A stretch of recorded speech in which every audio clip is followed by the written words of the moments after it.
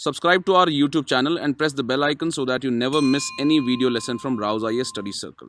Now we are also available on Telegram, so join our Telegram channel by clicking on the link that is available in the description below to get the latest updates from Rouse IAS Study Circle. Hello and welcome to the Daily News Simplified, an analysis of the Hindu newspaper from UPSC perspective. Today we will discuss the Delhi edition of the Hindu newspaper dated 29th May 2021, and the articles that we will discuss today are displayed on your screen.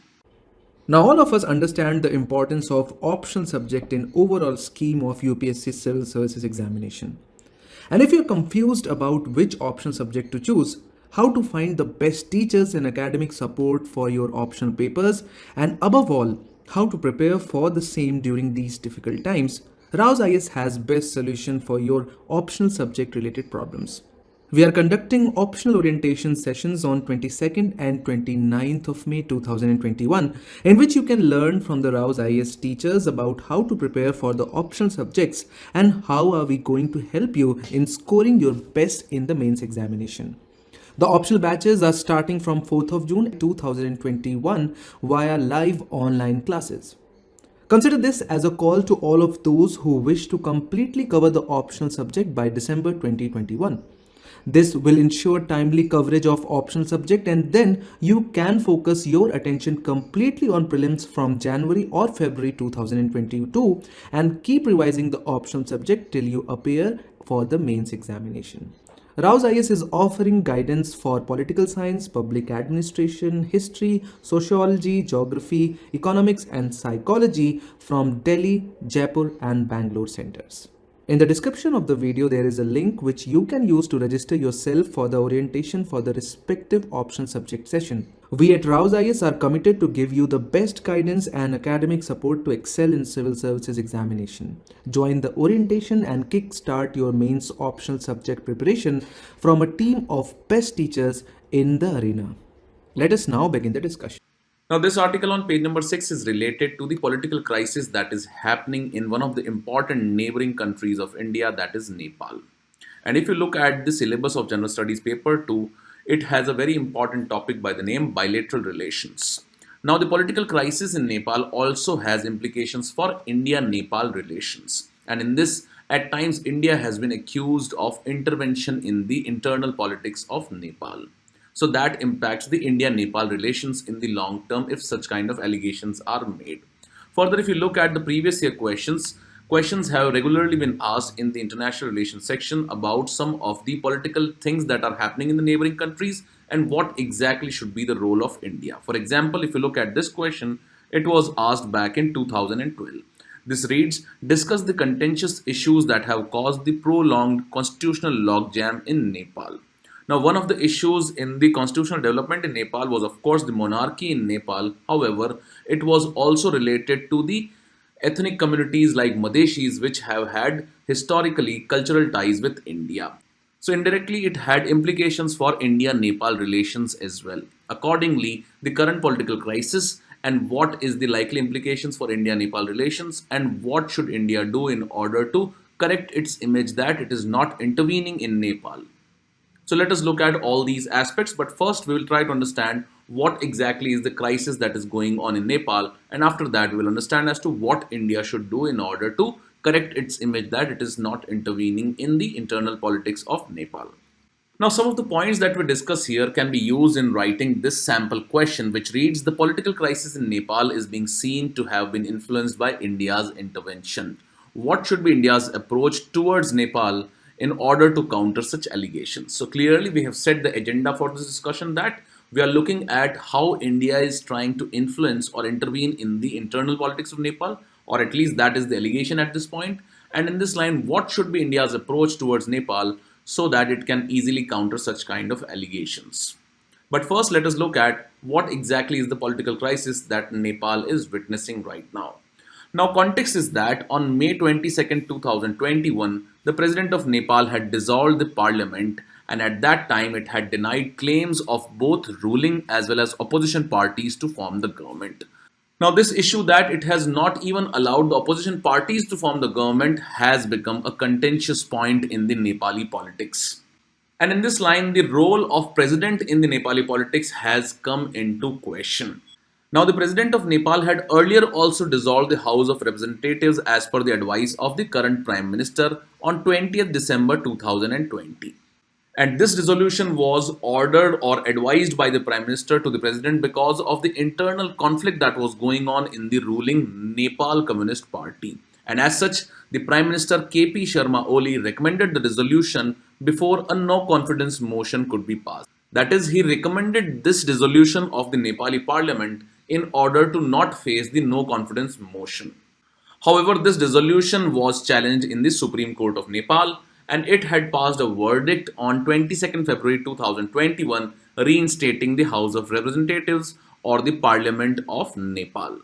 So, as the dissolution of the Nepali parliament was cancelled by the Supreme Court, again a vote of confidence was passed in May 2021. However, even at this vote of confidence, the PM Oli government failed to prove the majority. Now, at this point, it is important to look at one of the important articles of Nepali constitution, that is Article 76. Now, it requires a leader to furnish proof of majority support in the House and then prove it on the floor within a month. However, if no claim is made by that deadline, it will result in the president invoking Article 76(3), which would mean the leader of the largest party in the House, in this case PM Oli, would have to be invited to form the government and he will then have to prove his majority within 30 days. Now, at this point, the opposition parties of Nepal furnished proof of support in the House. However, they were rejected by the president that they did not have support of a particular political party which has 26 seats in the parliament. And accordingly, the claim of the opposition party was indirectly rejected by the current president of Nepal. And that is why PM Oli again tried to prove his majority in the parliament. However, he recognized that he would be failing in proving such majority and as such advised the president to dissolve the parliament of Nepal. So at this point, the president did not recognize the numbers that were presented by the opposition party, and accordingly, again the role of the president of Nepal has come into question. Now, at this point, also the PM Oli failed to prove the majority. As such, the president, on the recommendation of the PM Oli led cabinet, had decided to dissolve the parliament without giving opportunity to the opposition coalition. However, the opposition alliance in Nepal has filed a petition in the Supreme Court last week demanding that the Nepali Congress's Sher Bahadur Deuba should be declared the new Prime Minister of Nepal and the House of Representatives should not be dissolved but it should be reinstated against. So till now we have understood the basic political crisis that Nepal is witnessing because of the collusion between the Prime Minister KP Oli and the current President of Nepal, and they are both not giving any opportunity to the opposition parties in the Nepal, thereby they are brewing a kind of constitutional crisis in the Nepal, which is one of the important neighboring countries of India.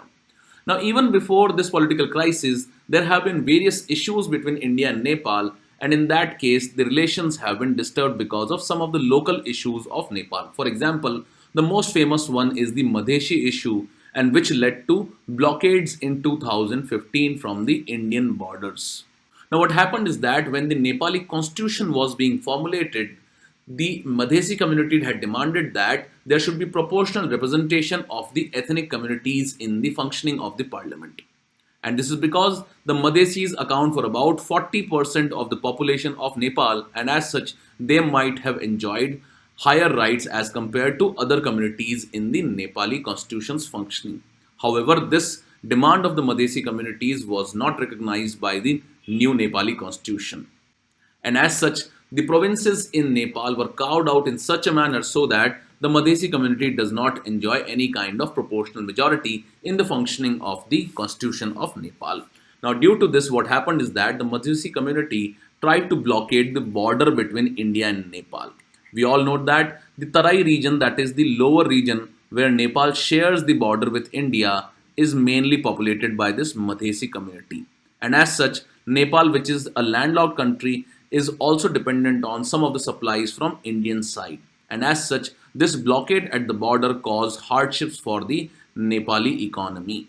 Now, at this point, it was alleged that Indian government or the ruling dispensation was supporting this blockade at the border. However, India had denied any kind of involvement at this point. Again, there was another issue in the Nepali Madhesi region. Now, this was triggered by an attempt to deny equal rights to the Madhesi population, and a constitutional provision was inserted in the constitution which denied the citizenship to the children born of Nepali mothers who had foreign husbands. And there are marital relations between the Nepalis as well as the Mithila community in the Bihar region where Nepal shares border with India. And as such, if a Nepali woman had married a foreign husband in the Mithila region in Bihar, the children who were born to such mother will be denied citizenship in the new constitution. Now, this directly targeted the Madhesi population, which have had close kinship and marital ties across the border with India.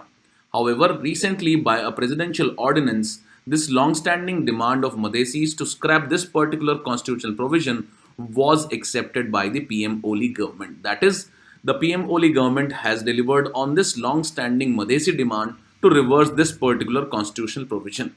However, it is being alleged that although the present PM has accepted this demand by the Madhesi community, earlier he had opposed this kind of demand, and as such, it could be reversed in the future. As such, India should be wary of such kind of changes that are happening in the Nepal, and especially the political crisis that is being witnessed, and some of the issues that are impacting the Madheshi population in the Tarai region, which has had great cultural links with Indian region of Bihar and Uttar Pradesh. Now, how exactly India is being accused of interference in the Nepal's internal politics? Firstly, we have seen that India was accused of the blockade that happened at the India and Nepal border. Also, present perception is that PM Oli is India's favorite. That is, India is the one which is supporting PM Oli's rule in Nepal. Also, it is being speculated that PM Oli has promised the government in India that he will promote the return of Nepal to its Hindu Rashtra status, and also he will help in returning the Nepal to monarchy from the current democratic setup. And this is all aimed at keeping the Chinese at bay or reducing the interference of China in the Nepal. Now, we all know that China had been trying to intervene in Nepal by the way of its Belt Road Initiative. However, India wants to keep China away from Nepal because Nepal is one of the important bordering countries of India. So, in order to keep China away from the Nepal's politics or to reduce the presence of China in Nepal, India wants a friendly prime minister. And as such, India is trying to intervene in the internal politics of the Nepal so that it has a friendly prime minister in Nepal who could reduce the intervention of China in the Nepalese territory. As such, it is being speculated that the present PM KP Oli has promised the government in Delhi that he would promote the return of Nepal to its Hindu Rashtra status, and also he will restore monarchy and will reduce democracy in Nepal. And further, there have been statements by Indian Hindu organizations who have supported the creation of a Hindu Rashtra in Nepal and also supported the return to monarchy of Nepal. Now, despite these allegations, India has clearly denied any kind of involvement in the internal affairs. That exactly is the present stand of India or the stand of Ministry of External Affairs on the political crisis that is going on in Nepal. In this background, as it is being said that India is trying to interfere in the local politics of Nepal, what should be India's approach towards Nepal? Let us look at some of the suggestions that have been provided by a former ambassador of India to Nepal regarding India-Nepal relations in the long term. In this line, it has been said that if Nepal returns to monarchy and abandons its democratic setup under the new constitution, it is being alleged that monarchy has always tried to distance Nepal from India, and as such, it has promoted a kind of nationalism which has bred hostility towards India. Secondly, the abolition of monarchy is a net gain for India, and as such, the government must firmly and unambiguously declare that it does not support the revival of monarchy, which has also been rejected by the people of Nepal themselves. So clearly, India should deny that it does not want revival of monarchy in the Nepal and should clearly state this agenda. And this is because the people of Nepal, who are the most important constituents of the country, have themselves rejected the monarchy and have adopted the new constitution. Further, India should remain fully engaged with Nepal at all levels and across the political spectrum. However, such engagement should not be seen as any kind of intervention in the internal affairs of Nepal. But India should also take care that it is not seen as not taking interest in the Nepali issue. And as such, This is being termed as a hands-off policy where India does not at all engage with Nepal. However, such an hands-off policy will only create space for external influences, and some of which, like China, may prove to be hostile. That is, engagement is necessary, but intervention is not required. And this will be very important as far as India wants to keep China away from Nepal.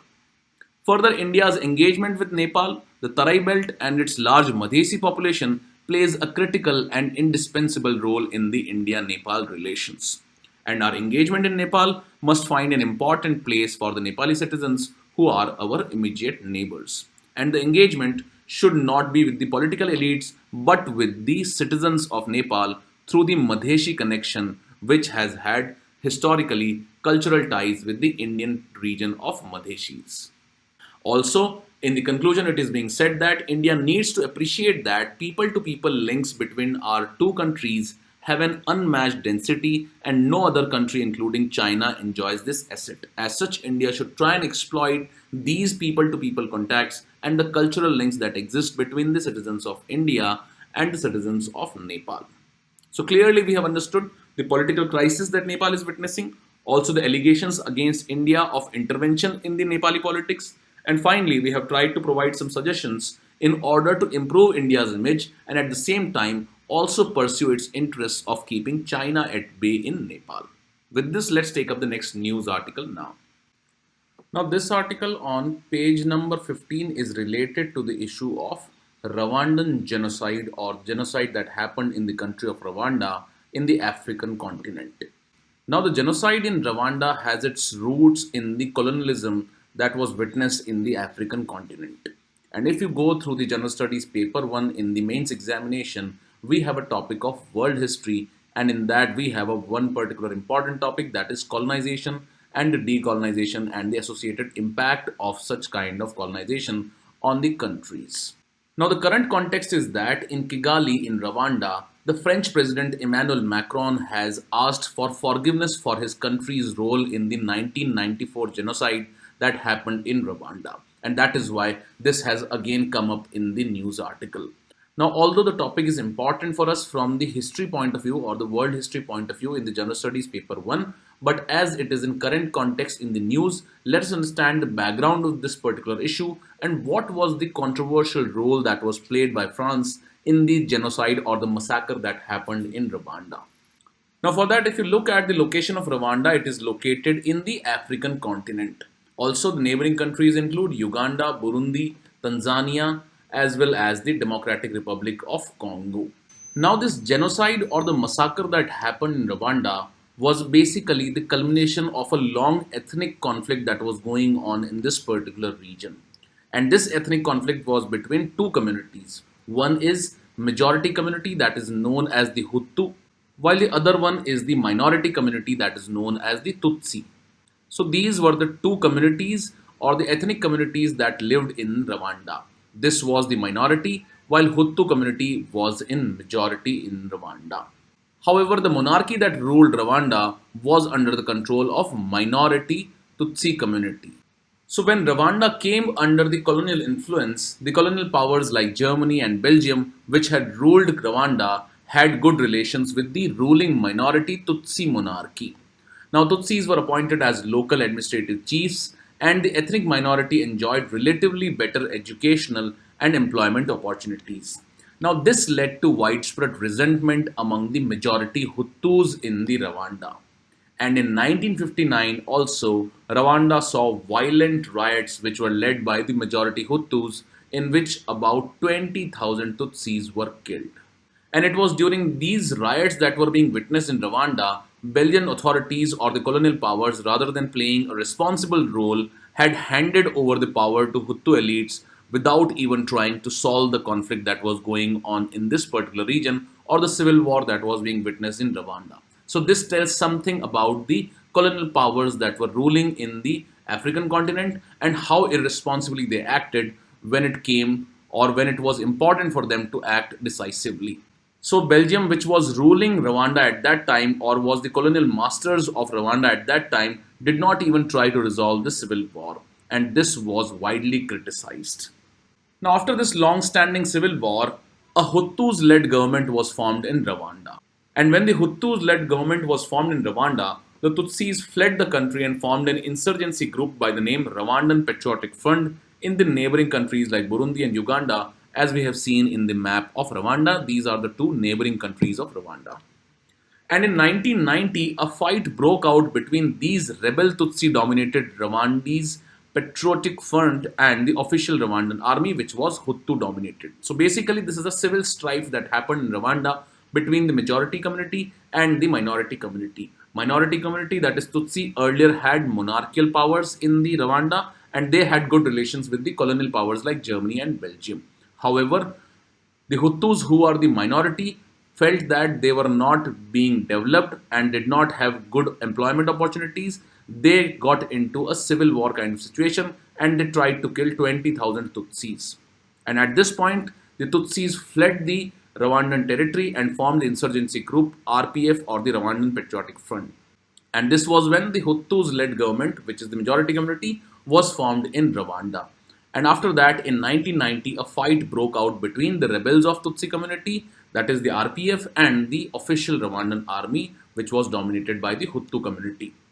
Now, when the civil war started in Rwanda between the Hutu led government and the Tutsi rebels, in 1993, the UN helped in negotiating a peace settlement between the Rwandan government and the RPF front that was led by Tutsis at Arusha in Tanzania, and this popularly was known as the Arusha Peace Plan.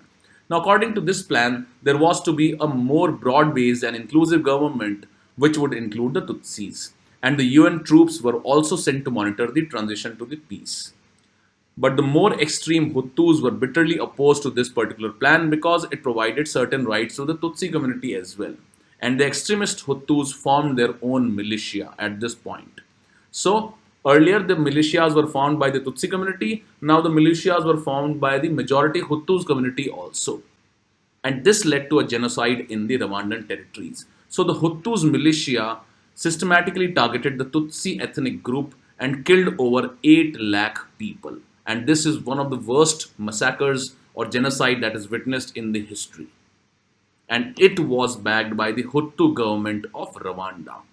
Now, Tutsi RPF responded by taking up the fight, and the conflict ended when the Tutsi led Rwandan Patriotic Front seized control of the country and its leader Paul Kagame assumed the power at this point.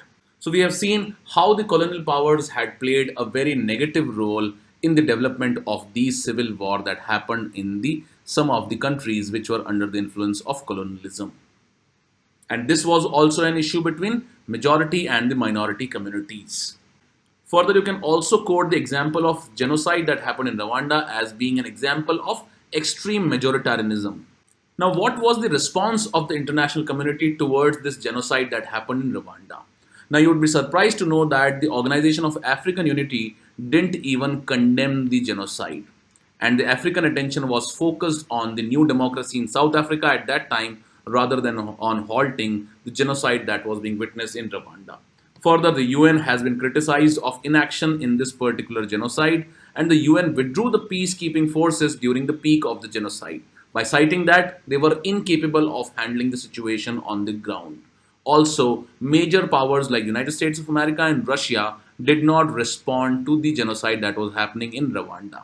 We all know that the major powers like US and Russia have been criticized that they try to take interest only in those regions where their interests lie. That is, US has been known to intervene in the Middle Eastern region because of the oil that is present in the Middle Eastern region. And as such, it did not even intervene in such a grave massacre that happened in Rwanda. That is why the role of the superpowers have been criticized, who are also the members of UN Security Council. So this is one of the criticism that you can write about the UN Security Council and its inability in solving the Rwandan genocide. Finally, let us look at what was the role of France here. Now, France acted as a staunch ally of the Hutu-led government that had ordered the killing. That is, France had supported the majoritarianism in the case of Rwanda. And as such, France continued to supply the Hutus with the arms throughout the genocide. This is one of the worst criticisms of the role of France in this particular genocide that happened in Rwanda. and it had then started an Operation Turquoise later after the genocide had already happened in 1994. And in this particular Operation Turquoise, France deployed a much delayed UN backed military force in Rwanda. It was called as Operation Turquoise to control the violence. But it was also accused of sheltering some of the genocide's perpetrators. That is, even through this particular operation, it tried to help the majority Hutu led people who had been accused of being the perpetrators of the genocide in the Rwanda. So you can see the negative role that has been played by various superpowers of the world who were all the members of the UN Security Council. Also, the inactivity or the inaction of the UN Security Council can be witnessed at this particular time. Also, we have criticized the role of Belgium as being one of the colonial powers that left the country in lurch even when it was witnessing a civil war. So these were few important facts related to the genocide that happened in Rwanda, the role played by international countries and also by the UN Security Council and the UN itself. With this, let's take up the next news article now.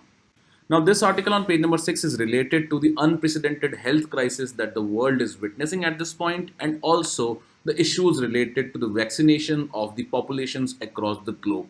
In this line, the author has criticized the role that has been played by the capitalism or the economic model that is prevalent across the countries across the globe. In this line, we all know that capitalism or laissez-faire, which is one of the important models of capitalism, promotes that the private sector should play the most dominant role in an economy. And as such, the role of the government should be confined to only lawmaking and regulation. So, this is one of the proposed ideas of capitalism or the laissez-faire approach that is used by capitalism, which was initially promoted by thinkers like Adam Smith in the economy. So, in this line, the author says that this economic model of capitalism and the laissez-faire economy has been adopted by most of the countries around the world. And as such, the role of the government is reducing and the role of the capitalism or the private sector is continuously increasing in various countries across the globe. And even in India, we witness a strong wave of privatization where the government's monopoly and dominance in most of the key sectors is slowly being dismantled. Now, to support his argument, the author has provided two important examples. The first is that despite the global community witnessing a once in a century crisis, the private sector entities are more concerned about their profits rather than on human welfare. In this line, he has particularly criticized the issue of vaccine waiver or the waiver of TRIPS related issues for the vaccine development. Secondly, the author says that over a period of time, the government of India has privatized large number of PSUs, and this is leading to increasing dominance of the private sector in the Indian economy. As such, the government itself has now become dependent upon the private sector, which has been criticized by the author as being one of the most negative sides of capitalism, where the role of the governments is reducing continuously.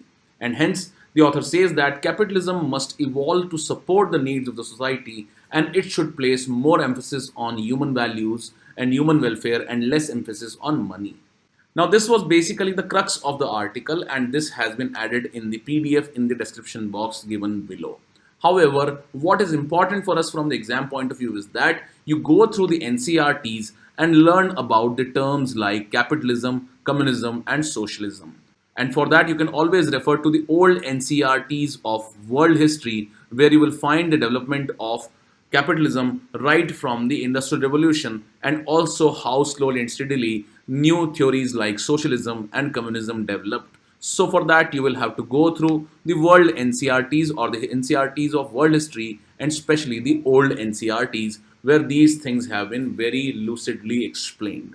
However, the point that we discuss here, it not necessarily very important from the exam perspective, but the only thing that is important is the theories of capitalism, socialism and communism, which I have already highlighted that you should go through the world history NCRTs or the old NCRTs that were written by Arjun Dev, and from that section you can prepare these particular topics important for us from General Studies paper 1 point of view.